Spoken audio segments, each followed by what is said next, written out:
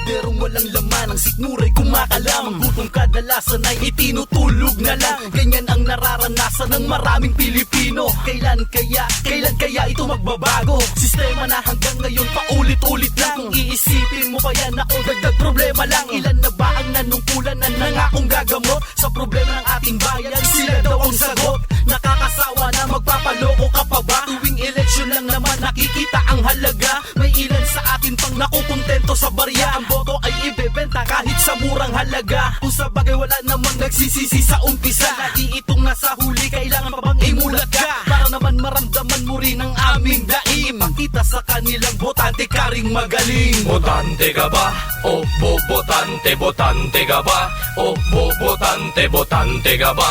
O bobotante. Kita sa daliri ng bawat isa ay importante. Bilang botante, dapat na mamulat ka. Hindi ka bobotante, hindi ka tanga. Huwag kang magpapasakop sa kanilang nais. Tuwing halalan, dapat magpakawais. Bakit laging ganito? Paulit-ulit ang sistema ng mga botante at bobotanteng ume-eksena sa politika na ginagalawan ng ating bansa. Kailan kaya magbabago ang bayan natin para lisa? Doblehin natin ng ingat at gamitan natin ng utak. Huwag kang bobotante, huwag kang basta-basta hahatak. Ang kasama mong boboto, dapat itama ang sarili. Huwag ka rin basta-basta na sa pera ka dedepende. Ang tinta sa kuko ng ating daliri importante. Kaya huwag tayong bobo, itaga mo sa kukote na tayo ay merong utak na kailangan ng gamitin. Huwag lang yung kung sino-sino lang ang papaupuin natin sa pwesto, na dapat sila ang namamalakad ng magandang buhay at sa pagtulong bukas pala. Yan ang dapat na iboto. Huwag na tayong maging bobo. Kung ikaw ay Pilipino, gamitin na ang talino. Botante ka ba?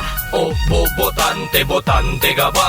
O bobotante, botante ka ba? O bobotante. Kita sa daliri ng bawat isa ay importante. Bilang botante, dapat na mamulat ka. Hindi ka bobotante, hindi ka tanga.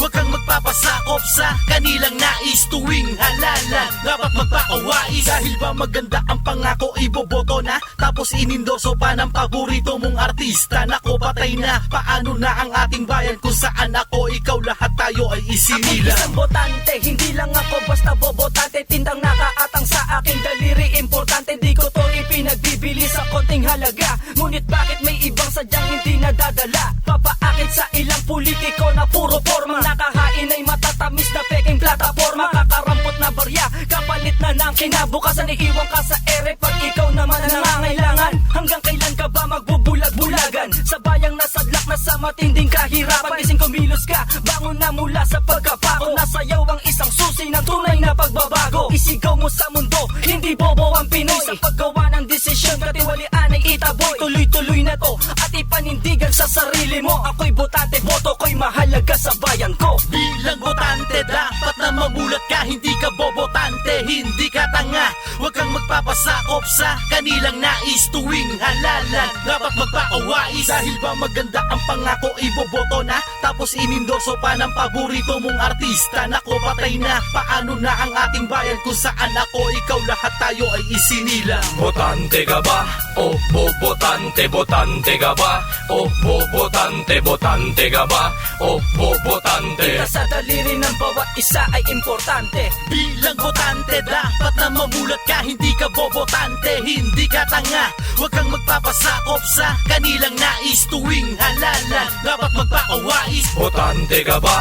O bobotante, botante ka ba? O bobotante, botante ka ba? O bobotante. Kita sa daliri ng bawat isa ay importante. Bilang botante, dapat na mamulat ka. Hindi ka bobotante, hindi ka tanga. Huwag kang magpapasakop sa kanilang nais. Tuwing halalan, dapat magpakawais. Dahil ba maganda ang pangako, iboboto na. Tapos inindorso pa ng paborito mong artista. Nako, patay na. Paano na ang ating bayan kung saan ako, ikaw, lahat tayo ay isinilang?